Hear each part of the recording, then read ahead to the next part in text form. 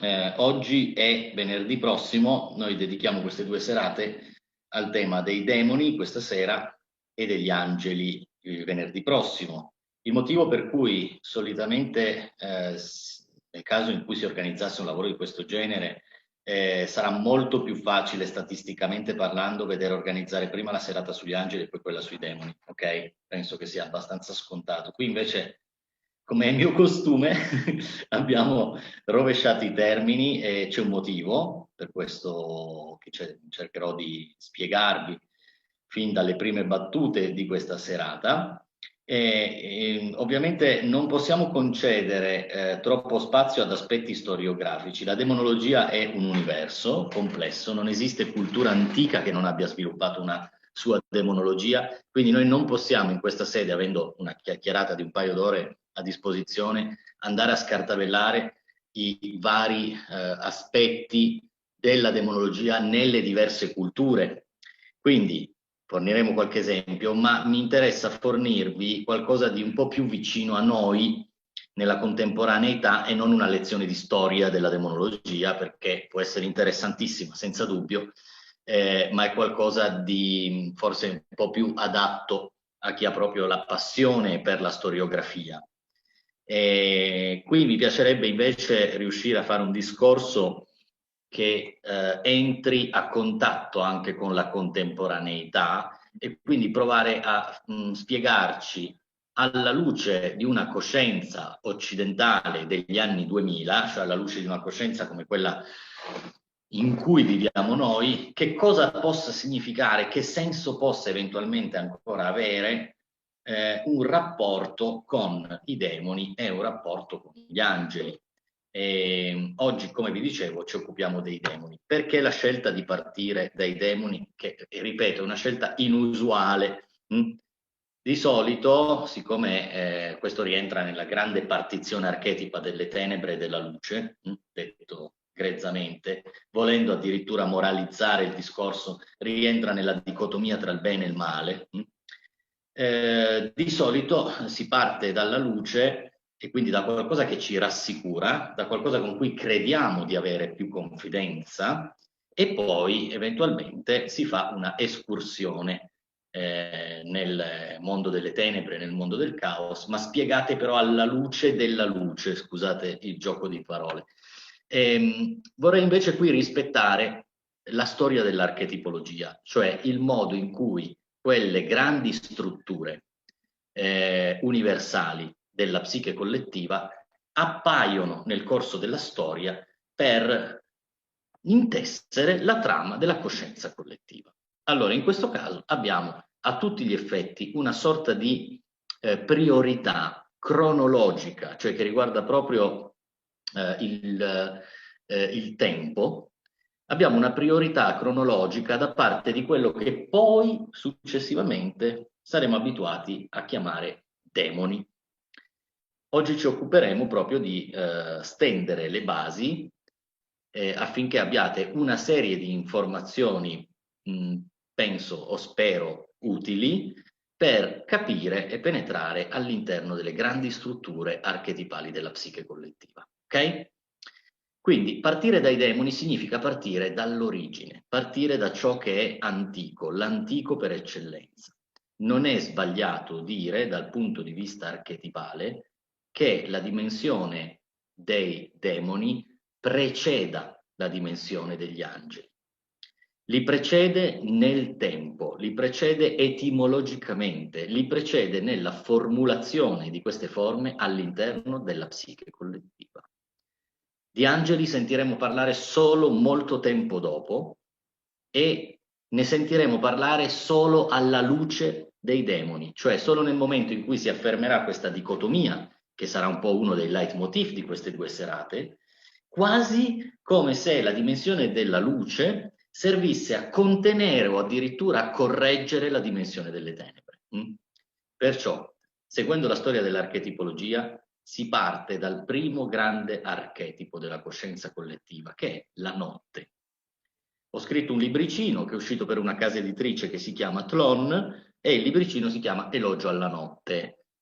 Costa pochissimo e se vi interessa l'archetipo della notte, lì trovate le informazioni necessarie, no? È un libro breve ma molto denso proprio su questo grande archetipo iniziale. La notte ha un'esistenza simbolica autonoma. Che cosa significa questo? Significa che dal punto di vista archetipale il buio non ha alcun bisogno della luce per esistere. Perché? Perché il buio ha una indipendenza simbolica? Perché il buio ha una autonomia archetipale che lo rende eterno?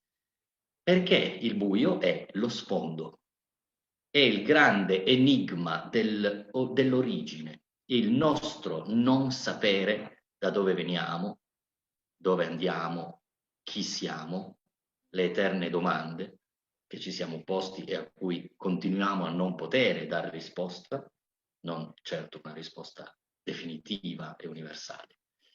Questo non sapere si salda anche un po' alle origini della nostra storia. Nelle nebbie del tempo si perdono i primi movimenti, i primi vagiti della cultura umana, ma in epoca preistorica. Non abbiamo nemmeno chiaro, nemmeno da un punto di vista genetico, abbiamo molto chiaro la serie di passaggi che ci scindono dal regno animale per farci prendere la trama poi che abbiamo intrapreso per diventare Homo sapiens.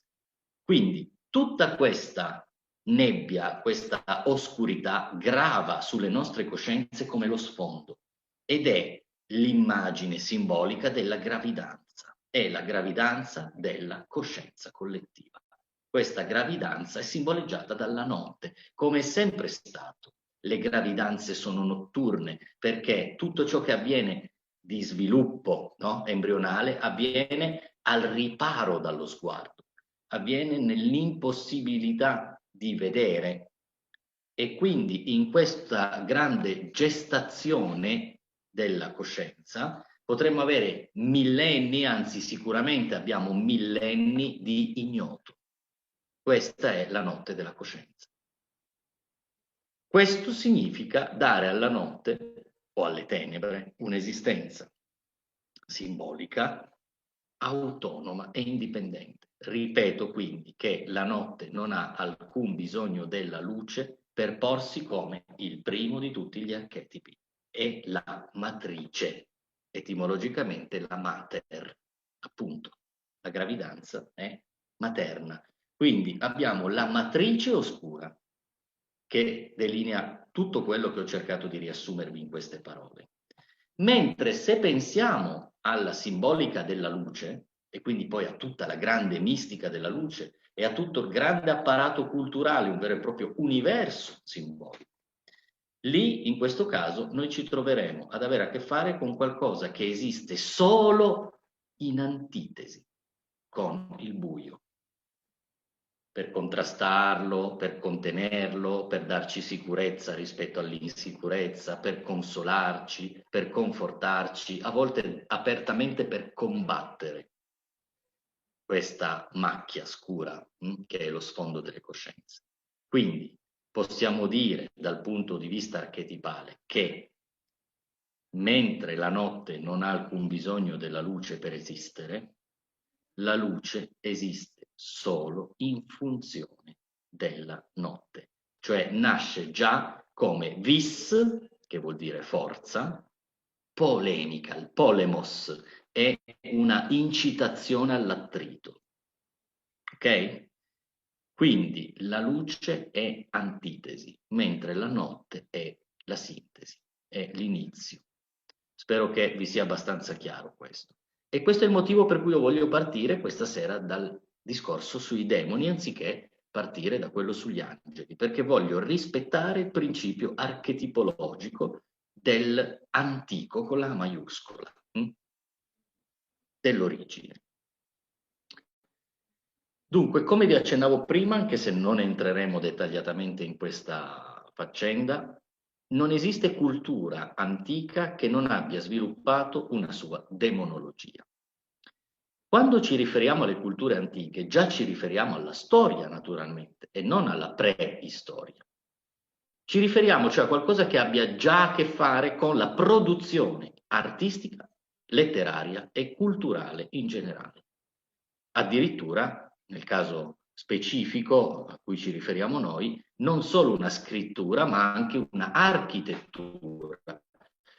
Quindi, così come quando eravamo bambini, aprendo un libro di storia, ci trovavamo sempre in Mesopotamia, vi ricordate? E si partiva sempre dai Sumeri, dagli Assiri e dai Babilonesi. Ecco, quelli non sono certo stati i primi uomini, ovviamente, ma sì, idealmente si è creato un accordo convenzionale per far partire la storia più o meno da lì, perché le tracce che abbiamo risalgono più o meno a lì.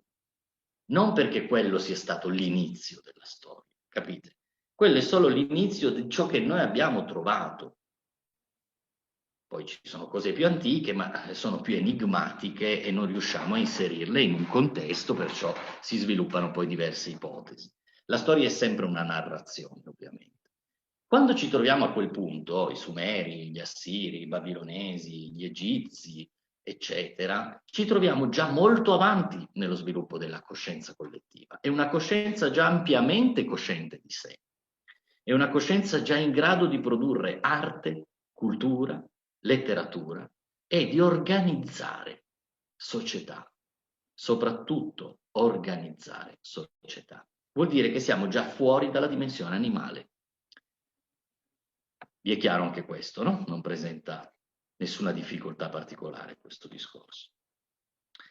Quindi possiamo dire che la demonologia sia solo uno sguardo a posteriori, cioè la demonologia nasce quando l'uomo storico e storicizzato guarda al proprio passato, guarda a quella matrice e ai suoi primi vagiti con la stessa inquietudine con cui guarderemmo noi oggi a quella matrice.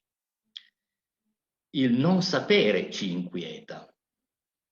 E in una società che è già strutturata e organizzata e soprattutto urbanizzata, parola chiave in questo caso, cioè esistono già le urbes, cioè le comunità, i villaggi, le città, in una società già strutturata così, qual è il simbolo di questa inquietudine, di questa incertezza? È la foresta, è ciò che è al di fuori della città, è l'archetipo del bosco per noi europei, il luogo, la selva, in cui ciò che è selvaggio o selvatico si muove e abita mettendo a repentaglio le nostre sicurezze. Quindi, così come tutta la trama culturale ha trovato un forte movente di affermazione col processo di urbanizzazione, che poi diventa anche povero ricco, ignorante istruito, ok? Selvaggio, appunto, o ben educato. Allo stesso modo, questa, diciamo, il lascito, l'eredità di questo archetipo comincia a vedere aumentare la diffidenza nei confronti della selva, cioè la diffidenza nei confronti di ciò che sta là fuori, dove pochi uomini vivono o si avventurano, dove vivono dei pericoli che nella città o nella comunità solitamente non ci sono o è molto più raro che ci siano, anche se poi homo homini lupus, cioè alla fine il pericolo maggiore per l'uomo è l'altro uomo, chiaramente. Ma in questa dinamica che stiamo raccontando, il grande archetipo dell'aperto, che può essere anche simboleggiato dal deserto. Io adesso parlo dei boschi, noi siamo europei, se fossimo in India parleremmo comunque dei boschi e della selva, se fossimo in Africa o in Sud America parleremmo comunque della selva. Non così per tutto il Medio Oriente, il sud del Caucaso, dove il pericolo è rappresentato dal deserto. Oppure in Siberia o in Mongolia il pericolo è rappresentato dalla steppa o dalle lande ghiacciate. O direttamente, se pensiamo ai vichinghi, il pericolo per eccellenza è il mare. Anche lì un altro grande archetipo si affaccia, l'abisso. Gli animali marini, le tempeste, le onde anomale, il vento e tutto ciò che può ingoiare, no? Le nostre piccole imbarcazioni o quelle che all'epoca erano le imbarcazioni. Insomma, quando l'uomo si raduna e comincia radunandosi a strutturarsi in architettura, letteratura, arte, cultura, educazione, etica, morale, valori, allora costruiamo le nostre sicurezze alla luce, tra virgolette. Tutto ciò che resta al di fuori è invece il mondo di cui diffidare il pericolo. Ok? Questo io ve lo sto semplificando, poi voi potete srotolare questi concetti, per adesso mettete questi ingredienti come degli spunti, ma è un modo secondo me efficace, per quanto semplificato, di far passare una grande struttura archetipale dicotomica, cioè duale alla base, che diventerà tenebre contro luce, che diventerà il male contro il bene. Questa è solo un'astrazione etica, quella che viene compiuta sui rapporti tra notturno e diurno. Diventa un'astrazione etica della eterna lotta tra come le cose dovrebbero essere idealmente e come le cose sono realmente. Diventa la lotta tra il reale, più insidioso, e l'ideale, sempre purificato. E noi siamo abituati a seguire, perseguire l'ideale. La nostra intera storia è una storia di tentativi di andare verso una sorta di perfezione ideale. Anche la perfezione è un concetto ideale, naturalmente non esiste. Ma questo continuo perfezionamento ci vede insistere su che cosa non va, cosa c'è che non va, che cos'è che vorremmo eliminare dal mondo, che cos'è che provoca in noi quel biasimo, a volte quella rabbia, quando riceviamo certe informazioni rispetto a ciò che accade nel mondo. Abbiamo più o meno tutti una sorta di coscienza, anche se poi scavando avremo idee diverse, però tutti hanno una sorta di coscienza di ciò che è bene e di ciò che è male. Poi ci sono grosse differenze quando entriamo nell'analisi di questo, ma lo sfondo della percezione di ciò che è bene e ciò che è male, più o meno in tutte le culture, ha qualcosa di simile, ha uno sfondo comune.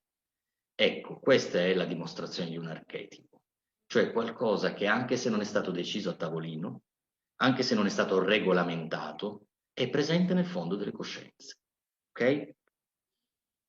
Ora, se andiamo nella Grecia antica, nel periodo che arriva fino al VI secolo a.C., quindi la Grecia veramente antica, troviamo che la strutturazione delle città e il processo di abbandono delle campagne, di abbandono delle montagne, di abbandono dei boschi a vantaggio delle città, ha comportato anche un grande cambiamento nella cultura spirituale. Fino a quel momento, fino a circa il VII secolo a.C., in Grecia c'era un tipo di magia che non era troppo dissimile dai tipi di magia antica. Che cos'è la magia antica? È quell'insieme di tecniche spesso molto sofisticate, ben strutturate, che consentono agli uomini di entrare in relazione e spesso manipolare o tentare di dominare le forze della natura. Ripeto, le forze della natura. Proprio quella natura che tanto ci tiene in vita quanto ci spaventa, che tanto ci può sostenere quanto ci può cancellare. E non è difficile capire che in un mondo che si sta solidificando, cioè che sta solidificando le sue strutture, la paura più grande è la cancellazione. Cioè la paura più grande è che la natura si riprenda quello che noi stiamo faticosamente cercando di strutturare come se fosse eterno, come se dovesse durare in eterno. Quindi uno dei sogni dell'uomo è stato quello di mangiare degli spazi alla natura e costruire delle cose che durassero il più possibile nel tempo. È un po' un sogno di immortalità anche questo, ma è soprattutto un tentativo di affermazione di un altro conflitto, che è un conflitto archetipale, il conflitto tra natura e cultura. E per cultura qui non si intende quella del letterato, naturalmente, non è l'erudizione. Qui per cultura si intende coltura, cioè l'agricoltura. La cultura è intesa come la produzione del sapere e la trasmissione del sapere che gli uomini lasciano ad altri uomini. È tutto un tentativo di sopravvivenza, miglioramento delle condizioni. Questo, man mano che procede, ci rende sempre più sospettosi nei confronti delle forze della natura. Vorremmo comandarle, vorremmo dominarle, vorremmo controllarle. E questo già l'uomo antico, già ai tempi dei Veda, intorno al 2000-1500 a.C., è chiarissimo nei testi. Tutte le divinità sono fenomeni della natura. Nel mondo pagano gli dei riflettono, in termini di astrazione e personificazione, delle forze della natura. E l'obiettivo è, attraverso dei rituali, delle offerte, dei sacrifici, eccetera, ingraziarsi il potere di quella divinità, quell'altra divinità o quell'altra divinità, in modo che uno ci risparmi la vita, se è possibile, due, ce la migliori, se è possibile. Perciò avere a che fare con la natura per l'uomo è sempre stato difficile e il conflitto tra cultura e natura è tutt'oggi un conflitto molto presente. Basta, non addentriamoci nel discorso perché perdiamo tempo, però basta uno sguardo alle intenzioni dell'economia di domani, che si chiama green economy, ne avrete sentito parlare, il problema dell'influenza dell'uomo sul clima, come cercare di fermare questo processo del global warming. Di che cosa stiamo parlando? Ancora una volta dei rapporti tra cultura, cioè la presenza dell'uomo, e natura, l'ambiente in cui siamo cresciuti e in cui siamo ospiti o parassiti a seconda dei punti di vista. Ovviamente stiamo parlando di un'epoca in cui ogni fenomeno era percepito come vivente e questo non possiamo darlo per scontato, perché per noi non è così.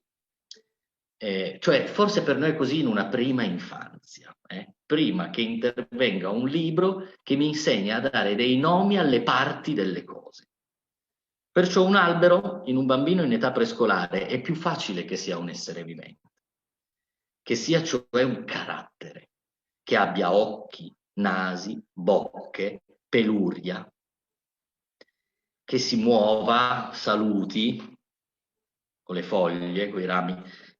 Mentre uscito dall'immaginario infantile ed entrati nell'epoca della scolarizzazione, se imparo a chiamare le foglie foglie, i rami, il tronco tronco, a distinguere una quercia da un pino, eccetera, io ho a che fare con una nomenclatura che sottrae vitalità ed energia vitale a quel fenomeno. Succede con le parti del corpo umano, succede con i fenomeni atmosferici, succede un po' con tutto. Il sapere, cioè la cultura, finisce per abbassare i volumi della natura. Lì il logos, perché la cultura è basata sul logos, cioè sul verbo, contiene l'eros. Il potere erotico della natura, e badate che dico erotico proprio nel senso più ampio possibile, è proprio il potere di suggestionare noi attraverso delle emozioni, delle sensazioni che stanno dietro le quinte della coscienza. Quel potere erotico di cui è intrisa tutta la natura, il fulmine, la cascata, la nuvola, il vento, le piante, gli animali, è tutto estremamente erotizzato, questo eros viene ucciso dal logos. Adesso ucciso è una parola grossa, diciamo contenuto, viene limitato. Dare un nome alle cose è il primo passo per controllarle. È quello che Dio insegna ad Adamo, dandogli un potere, quello di chiamare, di dare i nomi alle cose, e così facendole le comanda, tra virgolette, le possiede. Bene, questo è un altro principio che dobbiamo tenere ben presente. In quella Grecia che fino al VII-VI secolo a.C. si muove in una magia naturale molto forte, troviamo poi con l'urbanizzazione un cambiamento radicale. Lì vedrete apparire i primi filosofi, intorno al VI secolo a.C. Con Platone vedrete nel V secolo a.C. apparire la vera e propria sorgente dell'astrazione, del logos. Platone dà all'uomo un compito, quello di cercare la verità, la giustizia, il bene e il bello. bene, bellezza, verità e giustizia, come se la nostra condanna fosse essere tutti protesi verso questi valori. E significa questo, che il contrario del bello, il contrario del giusto, il contrario del vero e il contrario del bene diventeranno automaticamente i nostri nemici. Ciò da cui il compito è allontanarsi. E qui assistiamo a una polarizzazione della coscienza, che è proprio l'effetto del rapporto tenebre-luce. Le tenebre, se avete seguito il mio discorso, non includevano affatto, non erano affatto rappresentate dal male, dal brutto, dall'ingiusto e dal falso. E la luce polarizzante ad attribuire nel fenomeno di scissione, ad attribuirsi i valori di verità, giustizia, bellezza, bontà e ad assegnare all'altro polo i disvalori, cioè i valori contrari. È chiaro, giusto? Spero che vi sia chiaro. Da lì inizia la storia dei rapporti tra i demoni, così come li intendiamo normalmente, che nascono solo in quel momento così. E quest'altro polo, che noi esemplificheremo con gli angeli, ma in fondo è anche qualcosa di più dell'angelologia, così come il polo negativo è qualcosa di più rispetto alla sola demonologia. Quella vecchia magia naturale diventa qualcosa che sprofonda, retrocede nel mondo dell'inganno o nel mondo del sospetto. Difatti erano coloro che vivevano in periferia o direttamente nella selva, cioè fuori dalle città, che continuavano a occuparsi di certe cose. E potevano alcuni decidere di andare da questi guaritori, sciamani, gente che aveva rapporto col regno dei morti, indovini, per avere appunto qualcosa di quel tipo. Però prevale gradualmente la diffidenza e addirittura a un certo punto la derisione. La derisione è una risposta che la coscienza ha quando sta smettendo di avere paura di qualcosa. Quindi prima diffida, perché in un certo senso ne ha ancora paura. Che cosa rappresenta sta gente? Cazzo, rappresenta ancora l'impasto tra l'uomo e le forze della natura. Ma noi che ci stiamo urbanizzando, che ci stiamo elevando, che ci stiamo astraendo, dobbiamo lasciar perdere quella roba. Quindi, se mi fa ancora un po' paura, lo demonizzo. E perché si usa la parola demonizzare, il verbo demonizzare? Proprio alla luce di quella dicotomia, della nascita di questa polarizzazione di cui vi parlavo. Successivamente arriverà addirittura la derisione, che è un processo che dura tutt'oggi, no? La spettacolarizzazione del mago che diventa clown in televisione, a meno che non stia facendo l'intrattenimento dell'illusionista o del prestigiatore, dove a prezzo delle qualità, delle abilità manuali, tecniche, eccetera, ma altrimenti il mago che fa l'indovino, il sensitivo, lo Telma di turno, va a fare il pagliaccio. Cioè al massimo ci deve far ridere, no? Non ci fa più paura. Però vorrei che capiste che sono delle tappe, sono veri e propri processi. E le condizioni culturali, sociali, economiche e politiche portano a un abbandono da parte della coscienza del lato tremendum del sacro, cioè del lato del sacro che istigava inquietudine, il cosiddetto lato perturbante della natura, a vantaggio invece di una pulizia graduale, il lato fascinans, no? Cioè il lato affascinante della natura, che però fa parte di un processo di pulizia o di purificazione delle forze della natura. Anche questo potete tranquillamente metterlo alla stregua di un tentativo di controllo. Perché nel momento in cui il sacro sano diventa quello luminoso, diventa quello cioè ordinato, calmo, pacificante, piacevole, l'altro aspetto del sacro diventerà insano. Cioè l'aspetto del sacro che include il terrore, che include l'inquietudine, a nessuno piace sperimentare quelle emozioni e quindi si abbandona o si guarda in cagnesco, giro le spalle e gli occhi da un'altra parte.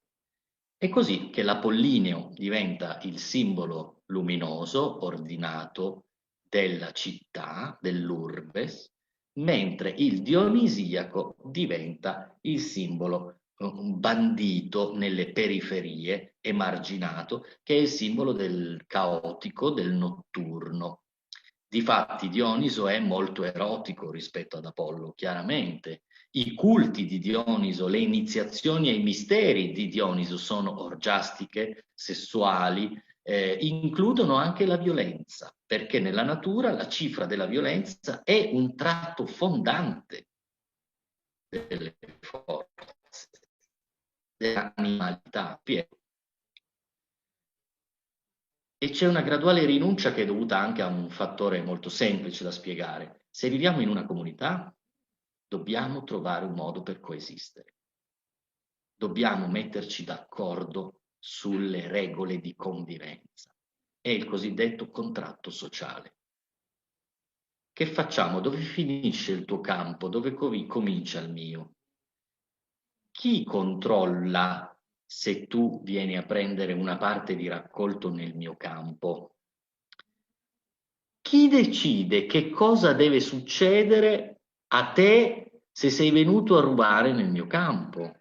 Cioè si cominciano a stabilire le regole della gerarchia sociale, che poi sono le leggi, sono i tribunali, no? Sono le forze dell'ordine, per dirla con i termini della contemporaneità. Ma è un processo, mi riuscite a capire bene, no?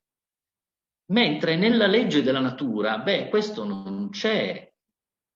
Nella legge della natura sei più forte, sei più veloce, sei più furbo, scaltro, vinci. Non c'è l'intervento armonizzante che poggia su regole precostituite, che si occupi di mettere ordine. Ecco allora che questi altri aspetti della natura, che vedono la legge del più veloce, la legge del più furbo, la legge del più forte, la legge del più abile a mimetizzarsi come vincenti, vengono abbandonati perché l'uomo non può permettersi di costruire una società fondata su quelle leggi perché sarebbe un caos non sarebbe una società. Così come addirittura siamo stati privati della unica logica di giustizia che ha accompagnato l'uomo per lungo tempo, che è quello della vendetta, che riflette il principio della proporzione, occhio per occhio, dente per dente. Per lungo tempo questa legge salomonica di giustizia è stata applicata come l'unica forma di giustizia per sostituire la vendetta, perché la vendetta, che è stata il modo in cui gli uomini si sono fatti sempre giustizia, spesso entra poi in una spirale che non si riesce a interrompere, no? Perché io ho fatto un torto, tu ti vendichi su di me, ma se reputano i miei familiari, il mio clan, che la vendetta sia sproporzionata, si rivendicheranno su qualcuno dei tuoi, che quindi bla bla bla. Allora, per interrompere questi caos, queste spirali, si fanno gerarchie, astrazioni, si assegnano ruoli, si crea cioè proprio quel grande contenitore che rappresenta una società. Vorrei che capiste che questo di cui stiamo parlando, che sembra sociologia, è in realtà il riflesso dello strutturarsi della coscienza. Cioè noi stiamo parlando del modo in cui si è creata, costruita la coscienza. Anche noi abbiamo le nostre gerarchie, che sono i valori, che sono le tradizioni, che sono l'educazione e l'eredità del tratto culturale in cui ci troviamo è quello che ci pone dei limiti. E perché ci pone dei limiti? Per non concedere troppo spazio agli altri aspetti naturali, non culturali, che abbiamo dentro. Le pulsioni, gli istinti, gli impulsi, tutto quello che Freud chiamava il subconscio, no? O che chiamava S, per chi ha studiato un po' la struttura della psiche in Freud. Non importa, l'importante è capire, abbiamo contenuto delle spinte e le abbiamo segregate da qualche parte nella coscienza. Queste spinte sono le spinte della nostra animalità, cioè il tratto più naturale dell'uomo. Le abbiamo contenute grazie a questo percorso culturale. ma è un percorso così antico e profondo che noi non possiamo più distinguere il confine tra la nostra natura e la nostra cultura. Ripeto, noi non sappiamo più distinguere il confine tra la nostra animalità, naturalità, eccetera, e aspetti, valori che sono sì culturali, ma sono così radicati da avere ormai fatto appropriazione più o meno indebita di aspetti di noi. Tant'è che usiamo espressioni come disumano, quando magari qualcuno si comporta in maniera troppo umana. E che questo abbia a che fare con l'educazione è innegabile, perché un bambino piccolo è uno degli unici esseri umani a cui si concedono le eccezioni, perché si presume che non abbia ancora imparato le regole che man mano i genitori, l'educazione, la scuola gli impartiranno. L'altra eccezione tra esseri umani, oltre al bambino in corso, diciamo così, di crescita, l'altra eccezione è costituita dai malati mentali, i matti. Anche ai matti si concede tutto perché, a differenza dei bambini che devono ancora entrare nell'artificio della regola, i matti sono usciti più o meno definitivamente dall'artificio della regola. Questi due elementi li trovate nell'archetipo del puer, del fanciullo, che si riflette nel matto dei tarocchi. Okay? Diventa il demoniaco, diventa rappresentativo di quella parte che abbiamo confinato e che abbiamo segregato, cioè di queste spinte che rappresentavano le forze della natura. E assume dei tratti e dei connotati sempre più limitati agli aspetti negativi, agli aspetti sgradevoli, a quelli cioè che non vorremmo che intaccassero la nostra coscienza, a quelli che tutti noi più o meno si risparmierebbero volentieri, anche solo come emozioni o come sensazioni. Quindi questa è una dialettica che si innesca nella nostra coscienza. È la dialettica tra contenere e liberare. Questi sono due grandi temi archetipali, due spinte, due azioni, due movimenti che troviamo profondamente radicati nella psiche collettiva. Da un lato noi vogliamo resistere, noi vogliamo contenere per protrarre, per durare. Da un altro lato però abbiamo una spinta liberante, una spinta liberatrice che non vorrebbe stare dentro i limiti, anzi appena vede limiti e regole è portata naturalmente a volerli violare, volerli superare, in una parola, trasgredire. Non esiste trasgressione se non si dà una regola o un limite. Ed è il motivo per cui nell'Antico Testamento, nel giardino di Eden, esiste una sola regola ed esiste proprio affinché venga violata, altrimenti non c'era alcun bisogno di metterla. E quello che ci troviamo quindi a vivere è questa polarizzazione che qui stiamo esemplificando tra il trattenere e contenere inteso come il coagula, cioè ciò su cui possiamo costruire qualcosa, e la liberazione intesa come estasi. Estasi non dico mistica, diciamo l'estasi anche sciamanica, l'estasi erotica, l'estasi artistica, l'estasi sessuale, cioè la forza che invece supera, no? I limiti, ci affaccia su un oltre che deve avere i connotati dell'eccezionalità, almeno temporaneamente, come è stato fatto nell'impero greco-romano con le feste tipo i Saturnalia, per esempio, dove l'ordine costituito veniva rovesciato o veniva spaccato per un tempo limitato, in modo da consentire alle energie della psiche, quelle lì che avevamo contenuto, che avevamo segregato, di potersi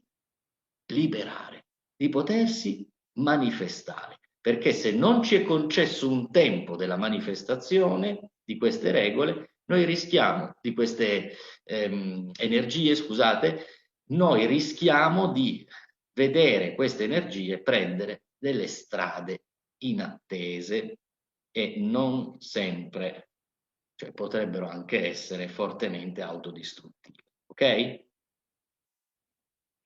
Ora, questo lungo percorso che io ho cercato qui di riassumervi ci apre un po' le porte al tema del rapporto che possiamo vedere strutturarsi con il mondo dei demoni. Innanzitutto ricordiamoci che la parola demone viene dal greco daimon, che si fonda etimologicamente sul verbo daiomai. Daiomai significa io propago, io diffondo. Perché la parola demone, cioè perché il greco daimon viene da un verbo che significa io diffondo, io propago? Qual è una delle caratteristiche delle forze proprio, diciamo, incontrollabili della natura? Qual è uno dei fini, degli scopi della natura, della vita? Proliferare, propagarsi. Questo è uno degli scopi biologici di tutto ciò che esiste. Lo fanno i virus, lo vediamo in questo periodo, no? Di pandemia, dove il virus fa il lavoro che ha sempre fatto il virus, non vuole fare nient'altro che propagarsi e moltiplicarsi. Ecco la matrice della vita naturale, cioè la propagazione, la tendenza alla proliferazione. Lo fanno gli alberi, lo fanno tutto il mondo vegetativo, con i pollini, con i semi, però lo fa anche il regno animale e lo fa anche l'uomo. Colonizzare spazi e trasmettersi, continuare. Ecco la trama delle forme di vita in natura. E dare quindi al nome demone questo riferimento etimologico al daiomai, cioè io propago, io diffondo, vuol dire allacciarsi a una delle radici più profonde dell'istinto alla vita. Ok? E quale istinto è? Che pulsione è se non quella generativa? E quindi ancora una volta una pulsione sessuale, chiaramente. E ancora una volta una pulsione sessuale, tanto per cambiare.